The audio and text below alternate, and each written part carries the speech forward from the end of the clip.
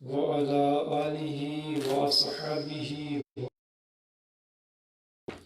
وأهل بيته وعلماء ملته وطريقته أجمعين. أما بعد، فأعوذ بالله من الشيطان الرجيم. بسم الله الرحمن الرحيم. إن الله وملائكته يصلون على النبي يا أيها الذين آمنوا صلوا عليه وسلموا تسليما. اللهم صل على سيدنا مولانا محمد وعلى آل سيدنا مولانا محمد وبارك وسلم. صلاة رسول الله صلی اللہ تعالی علیہ وسلم. اللہ تبارک و تعالی کا شکر و احسان ہے کہ ایک مرتبہ پھر اس نے اپنی محبوب رحمت عالم سرور دو عالم صاحب علم نشرہ رازدار معاوحہ احمد مجتبی حضرت محمد مصطفیٰ ارواحنا فدا صلی اللہ تعالی علیہ وسلم کے فرامین کو سننے سنانے کی توفیق عطا فرمائی. آج درس بخاری کا یہ 5واں درس ہے اور ہم آپ کی بارگاہ میں بخاری شریف کی 2 مقدس حدیث لے کر حاضر ہوئے ہیں.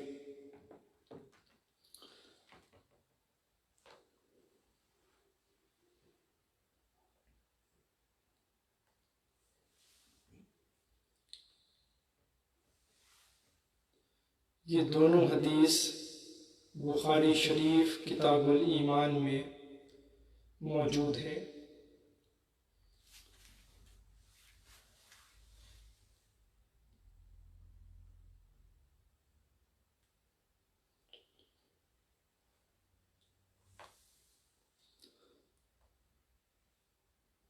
امام بخاری رحمۃ اللہ تعالی علیہ فرماتے ہیں: حدثنا عبداللہ ابن محمد الجعفی قال حدثنا ابو عامر العقدی قال حدثنا سلیمان بن بلال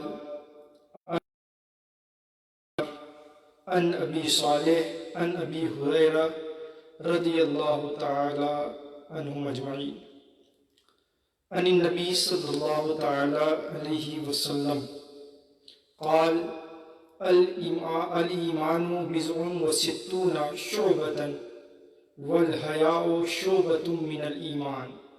یہ پہلی حدیث ہے آج کے درس کی.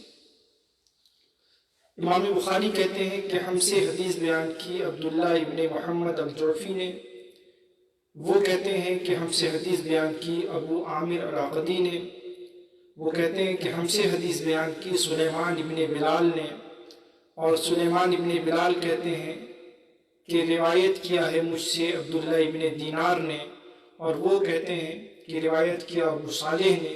اور ابو صالح روایت کرتے ہیں حضرت سیدنا ابو ہریرہ رضی اللہ تعالی عنہ سے. اس سند میں جو صحابی رسول ہیں حضرت ابو ہریرہ جو اس حدیث کے راوی ہیں، ان کے حوالے سے مختصر سی بات میں عرض کر دوں. حضرت ابو ہریرہ رضی اللہ تعالی عنہ جماعت صحابہ میں بڑے جلیل القدر صحابی ہیں، عظیم الشان صحابی ہیں. اور لوگ جب اپنے کاموں میں مصروف ہوتے، دیگر صحابہ اکرام جب اپنے کاموں میں مصروف ہوتے، اپنے گھروں میں ہوتے یا اپنے بزنس میں ہوتے، اس وقت بھی یہ رسول اکرم صلی اللہ تعالی علیہ وسلم کی خدمت میں رہ کر حدیث پاک سن رہے ہوتے. ہر وقت یہ نبی رحمت صلی اللہ تعالی علیہ وسلم کی حدیث یاد کرنے اور انہیں حفظ کرنے، انہیں جمع کرنے کے معاملے میں مصروف رہتے تھے. بڑے جلیل القدر صحابی ہیں. ان کے حوالے سے بخاری شریف کی کہ آپ نے رسالت مآب صلی اللہ علیہ وسلم کی بارگاہ میں عرض کیا، یا رسول اللہ، میں حدیث آپ سے سنتا ہوں، آپ سے اخذ حدیث کرتا ہوں، لیکن یا رسول اللہ وہ حدیثیں جو میں آپ سے سنتا ہوں مجھے یاد نہیں رہتی، میں بھول جاتا ہوں، مجھے یاد نہیں رہتی. یہ شکایت رسالت مآب صلی اللہ تعالی علیہ وسلم کی بارگاہ میں حضرت ابو ہریرہ نے سرکار دو عالم صلی اللہ تعالی علیہ وسلم سے کی. نبی رحمت صلی اللہ تعالی علیہ وسلم نے بڑی پیاری بات فرمائی. انہوں نے جب یہ شکایت کی تو میرے آقا صلی اللہ تعالی علیہ وسلم نے فرمایا کہ اے ابو ہریرہ اپنی چادر بچھا دو، پھیلاؤ، اپنی چادر پھیلاؤ. حضرت ابو ہریرہ نے اپنی چادر پھیلا دی. پھر میرے آقا صلی اللہ تعالی علیہ وسلم نے اپنے چلو سے، حضرت ابو ہریرہ کہتے ہیں کہ حضور نے اپنے چلو سے خالی ہاتھوں کو، بظاہر ہاتھوں میں کچھ نہیں تھا، سبحان اللہ، بظاہر ہاتھوں میں کچھ نہیں تھا لیکن کائنات کی دولت سمائی ہوئی تھی. حضور اکرم صلی اللہ تعالی علیہ وسلم نے یوں ہاتھ کر کے حضرت ابو ہریرہ کی چادر میں انڈیل دیا. ثم قال، پھر حضور نے فرمایا، ضمہ، اے ابو ہریرہ اسے اپنے سینے سے لگا لو. ہاتھوں میں بظاہر کچھ نہیں تھا. رسالت مآب صلی اللہ علیہ وسلم نے مٹھی بنا کر خالی ہاتھ ان کے دامن میں انڈیل دیا، ان کی چادر میں انڈیل دیا. بظاہر ہاتھ خالی تھا لیکن کائنات کی نعمتیں اس میں سمائے ہوئی تھی. حضور نے فرمایا اسے اپنے سینے سے لگا دو. ابو ہریرہ کے الفاظ سنے، فرماتے ہیں فَضَمَمْتُهُ، میں نے اسے اپنے سینے سے لگا لیا. فَمَا نَسِيتُ شَيْئًا بَعْدَهُ. ابو ہریرہ کہتے ہیں اس دن کے بعد، اس وقت کے بعد سے کوئی حدیث میں بھولا نہیں. جو بھی حدیث میں نے سنی مجھے حفظ ہو گئی. اور پھر ابو ہریرہ کے حفظ کا عالم یہ ہے کہ آپ کسی بھی حدیث کو اٹھائیں، کسی بھی کتب حدیث کو اٹھائیں، ہر صفحے پر امام حضرت ابو ہریرہ کا نامی اسم گرامی چمکتا ہوا نظر آتا ہے. ہر صفحے پر امام حضرت ابو ہریرہ کا نامی اور ان کی روایت موجود ہوتی ہے. اتنی کثرت سے ان کے پاس احادیث کا ذخیرہ محفوظ ہو گیا. یہ صرف اور صرف میرے آقا رحمت عالم صلی اللہ تعالی علیہ وسلم کی نوازشات اور ان کے کرم کا صدقہ تھا. حضرت ابو ہریرہ رضی اللہ تعالی عنہ بڑے جلیل القدر صحابی ہیں. میرے آقا صلی اللہ تعالی علیہ وسلم نے ان کو ایک مرتبہ، چونکہ وہ بلی سے پیار رکھتے تھے، بلی کو ساتھ رکھتے تھے، ساتھ رکھا کرتے تھے، کبھی اپنی آستینوں میں رکھ لیا کرتے تھے اور بلیوں سے کو ساتھ رکھتے تھے. تو میرے آقا صلی اللہ علیہ وسلم نے اپنے پیارے صحابی کی یہ ادا دیکھ کر فرمایا ابو ہریرہ، بلی والے، یوں کہہ لیں بلی والے، بلی کے باپ. یوں حضور نے ایک مزاح میں اور پیار سے حضرت ابو ہریرہ کو فرمایا. اس دن سے ابو ہریرہ کا نام تو ناموں میں تو بڑا اختلاف ہوا لیکن یہ اتنا مشہور ہوا کہ حضرت ابو ہریرہ کو ساری دنیا اور سارے لوگ ابو ہریرہ کہنے لگے اور دنیا میں وہ اسی کنیت سے مشہور ہو گئے. حال یہ ہے آپ کا نام کیا ہے، محدثین اس میں اختلاف کرتے ہیں. کسی نے نام کچھ بتایا، کسی نے کچھ بتایا، لیکن جو لفظ میرے آقا رحمت عالم صلی اللہ تعالی علیہ وسلم نے پیار سے ان کو فرمایا تھا ابو ہریرہ، وہ لفظ ان کے لیے اسم بن گیا اور پوری دنیا میں وہ اسی نام سے جانے اور پہچانے جاتے ہیں، ابو ہریرہ. بہرحال محدثین نے واضح فرمایا ہے اختلاف کے باوجود آپ کا نام یا تو عبدالرحمن عبداللہ ہے یا عبدالرحمن ہے. آپ کی کنیت ابو ہریرہ ہے. بڑے جلیل القدر صحابی ہیں. بڑی احادیث کریمہ آپ سے مروی ہے. تقریباً 5374 احادیث کریمہ، 5374 احادیث کریمہ آپ سے مروی ہیں. بخاری شریف میں 100 کے قریب بخاری شریف جو ہے بخاری شریف میں صرف اگر آپ دیکھیں تو 5374 یعنی 5374 صرف بخاری شریف میں آپ کی حدیث موجود ہے، بلکہ اس سے زیادہ ہوں گی۔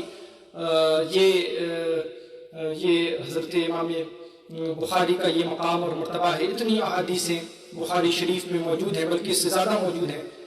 بہرحال حضرت ابو ہریرہ کی جو راوی حدیث ہے یہ فرماتے ہیں حضرت ابو ہریرہ کہ نبی رحمت صلی اللہ تعالی علیہ وسلم نے فرمایا، حضور نے فرمایا، کیا فرمایا؟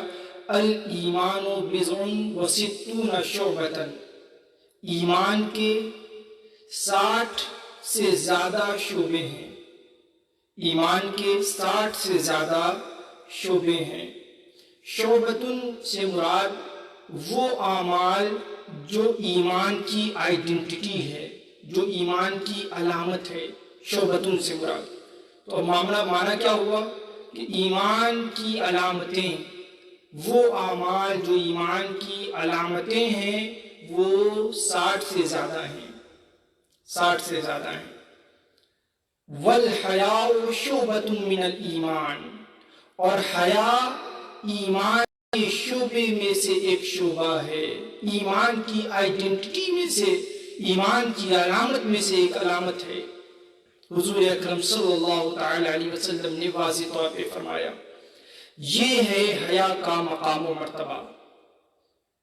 آپ اس سے اندازہ کریں کہ حیا کتنا امپورٹنٹ ہے۔ اب آپ کے ذہن میں ایک بات آئے گی کہ حیا کا معنی کیا ہے؟ حیا کا یوں تو معنی یہ ہے جو ہم سمجھتے ہیں کہ کسی تہمت سے اپنے آپ کو بچانا اور شرم محسوس کرنا کہ کوئی مجھے عیب لگا دے گا، اس سے بچ جانا، یہ ایک حیا کا عمومی مفہوم ہمارے سامنے ہے۔ لیکن یہاں جو مراد ہے حیا ایمان کا شعبہ ہے، اس حیا سے کیا مراد ہے؟ اس حیا کی یعنی حیا شرعی کی، شرعی حیا جو ہے اس کی کیا تعریف ہے؟ تو علماء نے اس کی تعریف بیان کی ہے، انسان کا وہ وصف جو اسے برائی سے بچنے پر برانگیختہ کرے، انسان کا وہ وصف جو اس کو برائی سے رکنے پر، برائی سے بچنے پر ابھارے، اس وصف کو حیا کہتے ہیں۔ یا وہ وصف کہ جو حقوق، بندوں کے حقوق یا اللہ کے حقوق ادا کرنے کی طرف ابھارے، ادا کرنے کی طرف لے جائے، اس کو، اس صفت کو اور اس کیفیت کو حیا کہتے ہیں۔ یہاں یہی مراد ہے، ٹھیک ہے؟ حیا اللہ کو بھی پسند ہے، اللہ کے رسول صلی اللہ تعالی علیہ وسلم کو بھی پسند ہے۔ اگر آپ کے ذہن میں یہ سوال آئے کہ حیا ایمان کا شعبہ کیسے ہے، کیونکہ حیا تو ایک نیچر میں داخل ہے نا، کوئی نیچرلی باحیا ہوتا ہے، تو جو چیز نیچر سے ہے وہ ایمان کی علامت، ایمان تو قصبی ہے، تو پھر وہ چیز جو نیچر میں داخل ہے، جو نیچرلی ہوتی ہے، جو جبلی اور فطری ہوتی ہے، وہ ایمان کی علامت کیسے ہے؟ تو میں عرض کروں، جو جبلی اور فطری ہوتی ہے بات اس حیا کی نہیں ہو رہی ہے، بات حیا شرعی کی ہو رہی ہے۔ شریعت نے جس چیز کو حیا کہا ہے اس کی بات ہو رہی ہے، اور شریعت نے حیا کہا ہے خود کو وہ وصف جو گناہوں سے اپنے آپ کو روکے، اس وصف کو حیا شریعت میں کہتے ہیں۔ اور ظاہر ہے کہ یہ کسبی ہوتا ہے، یہ انسان کی نیچر میں نہیں بلکہ انسان اس کو کسب کرنے میں اس کا دخل ہوتا ہے۔ تو انسان جو ہے حیا یہ ایمان کے شعبے میں سے ایک شعبہ ہے، ایمان کی علامت میں سے ایک علامت ہے۔ یہی وجہ ہے کہ رسالت مآب صلی اللہ تعالی علیہ وسلم نے اس کی بڑی فضیلت بیان فرمائی، اور خود میرے آقا رحمت عالم صلی اللہ علیہ وسلم کا کردار ہمارے سامنے آئینے کی طرف موجود ہے کہ نبی رحمت صلی اللہ تعالی علیہ وسلم سراپا حیا تھے، اور خود حضور اکرم تو حضور صلی اللہ علیہ وسلم ہے، آپ کے صحابہ کا عالم یہ ہے کہ حیا پر فرشتے رشک کرتے تھے۔ حضرت عثمان غنی رضی اللہ تعالیٰ عنہ جو صحابی رسول ہیں، تیسرے خلیفہ ہیں، ان کے حیا کا عالم یہ ہے کہ خود فرشتے جو ہیں ان کی حیا پر رشک کرتے تھے، اور فرشتے ان کی حیا پر جو ہے حضرت عثمان غنی سے حیا کرتے تھے۔ حضرت عثمان غنی کی حیا کی بنیاد پر ایک مرتبہ حضرت عائشہ صدیقہ فرماتی ہیں کہ رحمت عالم صلی اللہ تعالی علیہ وسلم حجرہ عائشہ میں تشریف فرما تھے اور حضور اقدس صلی اللہ تعالی علیہ وسلم کا تہبند مبارک ذرا اٹھا ہوا تھا، یعنی یوں کہہ لیں کہ ٹخنے سے تھوڑا اوپر ساق شریف پر تھا، اور میرے آقا صلی اللہ علیہ وسلم آرام فرما رہے تھے۔ حضرت ابو بکر صدیق داخل ہوئے، گھر میں تشریف لائے اور اپنی بات کر کے وہ تشریف لے گئے۔ حضور ویسے ہی تھے۔ پھر حضرت عمر بھی آئے اور حضور سے باتیں کی، واپس ہو گئے۔ حضور اپنی حالت پر تھے جیسے پہلے تھے، لیکن حضرت عثمان غنی بھی تشریف لائے اور دروازے پر دستک دی، اندر آنے کی گزارش کی۔ عالم صلی اللہ تعالی علیہ وسلم اٹھ کر بیٹھ گئے اور اپنے کپڑے کو درست فرمایا، اپنے تہبند شریف کو اور جو ہے نیچا فرمایا۔ اللہ اکبر! آپ دیکھیں حضور کا یہ انداز حضرت عثمان کے آنے پر۔ جب حضرت عثمان نے اپنی بات کر لی اور وہ تشریف لے گئے تو حضرت عائشہ صدیقہ نے عرض کیا، یا رسول اللہ، آپ حضرت ابو بکر آئے، آپ نے اپنا کپڑا جس طریقے سے تھا ویسے ہی رہنے دیا، عمر آئے آپ ویسے ہی تھے، لیکن عثمان آئے تو آپ نے اپنی حالت چینج کی، اپنے کپڑے کو بھی درست فرمایا، اس کا ریزن کیا ہے؟ تو حضرت سرکار دو عالم صلی اللہ علیہ وسلم نے فرمایا، عثمان سراپا حیا ہے، عثمان سراپا حیا ہے، میں اس شخص سے کیوں نہ حیا کروں جس سے فرشتے حیا کرتے ہیں۔ تو حیا کی بڑی تعریف ہے۔ حضور اکرم صلی اللہ تعالی علیہ وسلم نے حضرت عثمان کے لیے خاص اہتمام اس بنیاد پر کیا کہ وہ سراپا حیا تھے۔ اس سے اندازہ کریں کہ با حیا لوگوں کی کتنی فضیلت ہے۔ آج ہمارے معاشرے میں اگر کوئی بندہ بہت زیادہ حیا دار ہوتا ہے، شرم رکھتا ہے، حیا رکھتا ہے، تو لوگ اسے آر دلاتے ہیں، اتنی بھی شرم کیا ہے، اتنی بھی حیا کیا ہے، یہ تو بہت ہو گیا، ایسا نہیں کرنا چاہیے، ویسا نہیں کرنا چاہیے۔ میرے بھائی، حیا ایمان کی علامتوں میں سے ایک علامت ہے۔ اگر کوئی حیا کرتا ہے تو یہ اس کی خوش نصیبی ہے۔ ایک صحابی، بخاری شریف کی حدیث ہے کہ ایک صحابی اپنے بھائی کی سرزنش کر رہے تھے، انہیں کہہ رہے تھے کہ تم بہت حیا کرتے ہو، اتنی بھی حیا نہیں کرنا چاہیے۔ تو میرے آقا صلی اللہ تعالی علیہ وسلم کا وہاں سے گزر ہوا۔ میرے آقا نبی اکرم صلی اللہ تعالی علیہ وسلم نے دیکھا کہ یہ صحابی دوسرے کو اس کے حیا کرنے کی بنیاد پر آر دلا رہے ہیں کہ ایسا نہ کیا کرو۔ تو میرے آقا نے فرمایا، دعو، اسے چھوڑ دو، حیا کرتا ہے نا، اسے چھوڑ دو۔ فَإِنَّ الْحَيَاءَ مِنَ الْإِيمَانِ، کیوں؟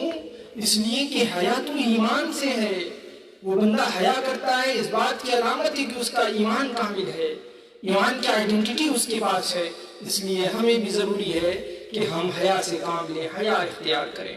حیا بہت امپورٹنٹ ہے۔ اگر ہم نے حیا اختیار کیا تو اللہ تبارک و تعالی ہمیں ایمان کی چاشنی عطا فرمائے گا۔ حیائی عام ہے، آج دنیا میں بے حیائی عام ہے، اور آج جو ہمارے سامنے پرابلم ہے اور بڑے مسائل میں ہم گھرے ہوئے ہیں، کورونا وائرس کی تباہ کاریاں اپنی جگہ ہیں، اس کے علاوہ ملک لاک ڈاؤن ہے جس کی وجہ سے بہت ساری پریشانیوں کا سامنا کرنا پڑ رہا ہے۔ یہ سب کچھ جو لوگ روزانہ کماتے اور کھاتے ہیں ان کے سامنے کھانے پینے کا مسئلہ ہے، جو غریب ہیں ان کے سامنے زندگی گزارنے کا مسئلہ ہے، بلکہ اب تو جو میڈیم کلاس کے لوگ ہیں ان کے سامنے بھی زندگی گزارنے کا ایک بڑا مسئلہ سامنے ہے۔ ایسے میں یہ سب کچھ اس بنیاد پر ہے کہ ہمارے اندر بے حیائیاں بہت عام ہو گئی۔